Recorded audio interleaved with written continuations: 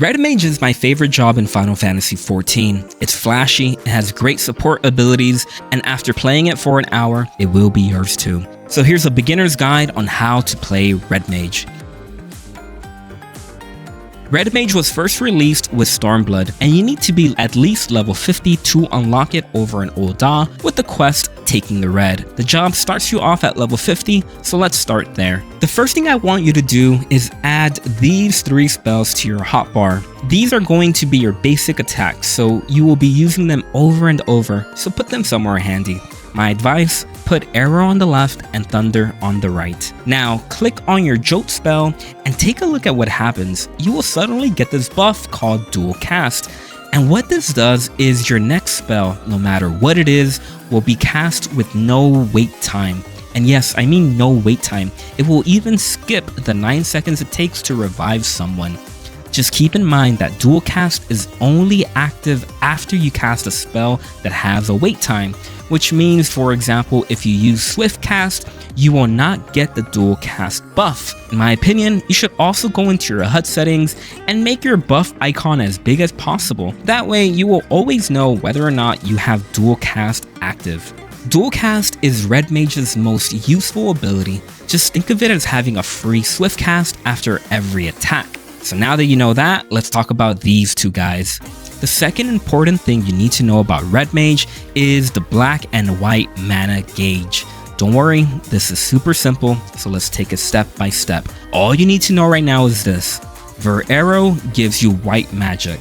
Ver Thunder gives you black magic. This is why I say to put Arrow on left and Thunder on right, so it matches your gauge. When you play Red Mage, what you want to do is go back and forth between white magic and black magic. That way your gauge, though black and white, are both being filled up about the same time. So in battle, it will look like this.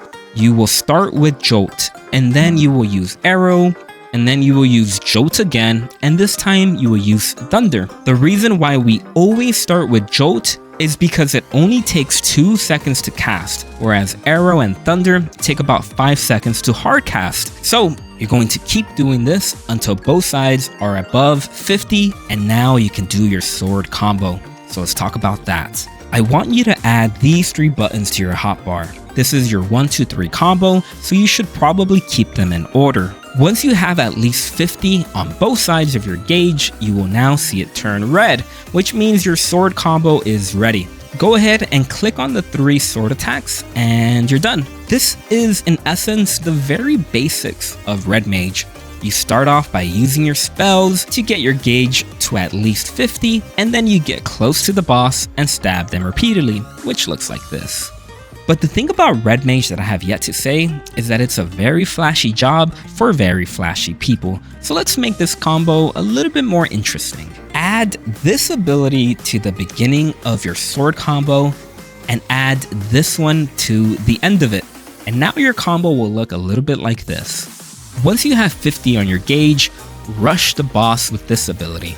Then stab it with your 1, 2, 3 sword attack, and then use displacement to backflip out of the boss's face. This not only makes your combo do more damage, but it will also make you look cool while doing it. Now that you know the basics, let's add 2 more buttons to your hotbar. Add Ver Stone next to Arrow and Ver Fire next to Thunder. As you can see, you can't use these spells anytime you want. The way that it works is every time you use Arrow or Thunder, there is a 50% chance that it will start to light up, and then it will let you use these abilities. And remember how I said earlier in the video how you should always start with Jolt? Well, that wasn't exactly true, because if you see either Ver Stone or Ver Fire light up, you should use that instead of Jolt. And there are 2 reasons for this. 1 is because it does more damage than Jolt, but 2 is that these spells give you more magic than Jolt does. Jolt only gives you 2 magic on each side, whereas Ver Stone and Ver Fire give you 5 magic for its side. And remember, the goal of Red Mage is to try and get to 50 magic as quick as possible, so you should always use these spells when they come up. Just keep in mind that the game gives you 30 seconds to use it before it expires. So while the combo doesn't really change much, it will now look something like this. Start with Jolt, then use arrow or thunder. If fire or stone are now lit up, use that, and then use whichever magic you have less of. Repeat it until you have 50, then core, sword combo, and then backflip. Okay, now let's add more buttons. Add acceleration and swift cast to your hotbar. These basically work the same way, and like swift cast, there is no cast time, which means you can use this whenever you need to move but want to keep attacking. The last two buttons I want you to add are these two. A real simple explanation is the blue one, just think of it as a free damage attack, which means you should always use it whenever you have it. But I personally like to use it in the middle of my sword combo to make it do even more damage. As for engagement, this is tied to your backflip, which means if you use your backflip, you cannot use this attack. And the only times you will be using this is if backflipping will cause you to fall off the arena and die. And with this, you now know about 90% of Red Mage.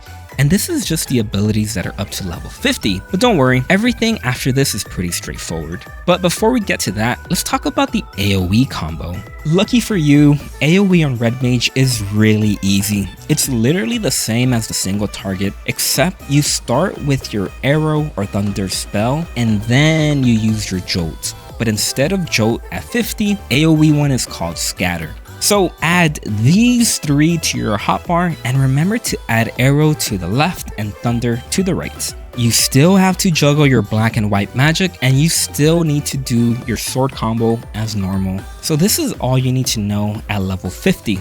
So now let's talk about the rest of your kit every 10 levels. By the time you get to level 60, not much has changed with Red Mage. You now have access to a cure spell, which isn't the most powerful, but it will get you out of sticky situations, so it's nice to have. Your cure, just like Jolt, also gives you a Dualcast. The second ability I want to talk about is Magnification. You can think of this ability as giving you a free sword combo. Since this is really powerful, get into the habit of pushing this button every time you see it, aka on cooldown. The last important ability in this set is this one. This is just your sword combo, but the AoE version. So rather than doing your 1-2-3 sword combo, just use this one 3 times, and then you can backflip as usual. The other two abilities you get are really straightforward. This one is just the AoE version of your free attack button, and Embolden, which is just a free 5% damage buff to you and your party. By level 70, your combo is about to get even longer, so let's talk about the two most important spells, Verholy and Verflare. Going back to the OG combo, it looked like this. Well, now we are going to add Holy and Flare to the combo, and it's going to look like this. It looks a little bit more intimidating than it actually is, so let me explain. After you complete your 3-sword attack, you will now see that Arrow and Thunder spells have changed into Verholy and Verflare, which means you don't have to add any more buttons to your hotbar. So the question you might be asking is, which should you use? And that's very simple. Click on the one that you have less magic with. So if you have more black magic, use Holy. This is in essence what you need to understand if you want to master Red Mage, because remember, your sword combo is your strongest combo, so you want to do it as much as you can. The other big change by 70 is that at 64, you now get a raise, and yes, you can use it with Dualcast, which means you are able to raise party members even faster than the healer can. And this is why I love Red Mage so much, because having the power to clutch and prevent a wipe is priceless. The other stuff that you get isn't really that interesting, and that's about it with level 70. Okay, the road to 80 and beyond on Red Mage is really simple. Honestly, at this point, you basically learned about 95% of the job. So let's talk about the other 5%. While some of your abilities get stronger, the most important thing you need to know is your level 80 skill Scorch. This is just here to make your sword combo even longer, because now after your sword attacks, you use Holy or Flare like usual, but now look at what happens to Jolt. It will now turn into Scorch. So if you click it, it will now be your new end to the combo. That's literally all you need to know about Red Mage at 80. At 90, I think the devs ran out of ideas because all we got were stronger versions of Jolt, Arrow, and Thunder. We also got a shield, and we get another attack to add to the end of the combo. So after Scorch, it turns into Resolution, and this is now the new end to the combo. Also, keep in mind that everything in your sword combo is an instant cast, which means you don't have to stop to attack. You can keep moving around, which is great when there are tons of mechanics going on and you're just trying to stay alive. And then at 100, you get 3 new attacks. Remember Emboldened? This would just give everybody a 5% damage buff, but now it gives you a new attack called Vice of Thorns at 92. So click Emboldened and you will see it change and does a full ton of damage. I think the devs added this one because players probably weren't using Emboldened. The second is called Grand Impact. Keep in mind that you can only use this attack after using acceleration. You can now see Joe change into this one. The last thing added is this one, which is now the strongest attack on Red Mage. This, like the rest of the trend, is just a new ability added to the end of your sword combo. But the difference between this one is that the only way that you can use it is when you complete the combo using Manification. So as you can see, click Manification, do your combo as normal, and then at the end you will get access to your new shiny ability. And honestly, that's it. It might be a little bit overwhelming at first, but as long as you remember that the job is all about juggling your black and white magic, it becomes super simple. As for my hotbar on keyboard and mouse, it looks like this. Hotbars are always subjective, so just find what works for you, and as you play, move things around so they feel better for you. Remember, Red Mage is a very mobile job, which means it plays really good on controller, so here's a quick guide on how to play it on controller. Before we start, these are my controller settings. You might want to copy them, so pause to read. First, add these 3 spells to your face buttons. I like to add Jolt on X, and then Arrow on Square, and Thunder on Circle. That way, it matches the gauge. Left is white magic, right is black magic. On Triangle, I have Raise, and the reason for this is because when you are running around, you're going to want to have Raise somewhere that is easily accessible. That way you don't have a panic attack when the rest of the team is dying. After that, let's add the sword combo. I personally like to have my combo on the hotbar that comes up when I hold both triggers. So if you copied my settings, this will be cross hotbar number 3. Add these 3 to your hotbar and make sure you keep them in order. You now have added your full combo, and it will look like this. Hold right trigger to use Jolt and your magic spells. Then once you hit 50 on your gauge, hold left and right trigger, and you will see your sword combos, which will look like this. Hit square, triangle, circle, and then let go of your triggers, and now you can see Holy or Flare, and then finish off your combo. So now let's finish hotbar number 3. Add sprint to X, then core to D-pad up and your backflip on down, Embolden on left and engagement on right. The reason I did it this way is because for your sword combo, you will typically start it by rushing the boss, which now you can do with D-pad up. You do your combo, and then you will usually backflip, which you can now do with down D-pad. But if you can't backflip, like if it will kill you, if you do, you can use right D-pad instead since they share a cooldown. As for Embolden, you will usually use this during your sword combo to make it stronger, so it's nice to have it here with the rest of your combo. Now, go back and finish the right side of hotbar 1. Add these 2 to your left and right D-pad. Remember, the blue one is a free damage attack, and acceleration is kind of like a swift cast. On down D-pad, feel free to put anything you want, but I put Manification here. And that's it for the right side. On the left trigger side, I have Impact or Scatter on X, the AoE version of Arrow and Thunder on the sides, and then I have Cure on Triangle. The reason I do it like this is just to mirror the other side. So I have single targets on right trigger and AoEs on left trigger.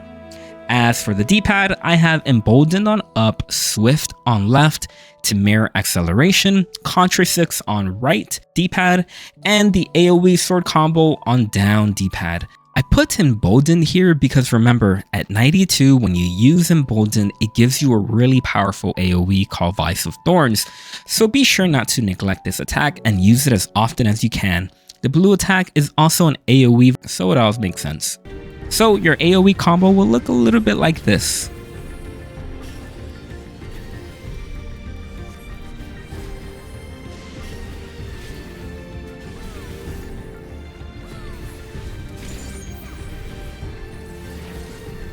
The last thing remaining are all these spaces up top. You can literally put anything you want up here, but at the very least add Verstone, Verfire, Lucid Dreaming, which gives you MP, your LB, and your shield. Everything else can be different potions, food, markers, emotes, whatever. And that's a wrap on Red Mage. Whether you're rezzing your party like a hero, dropping huge combos with Dualcast, or just dashing around in style, you're now fully equipped to embrace the elegance and power of Red Mage. If you found this guide helpful, give it a like and consider subscribing for more Final Fantasy XIV content. Until next time, stay stylish, stay sharp, and remember, balance is everything.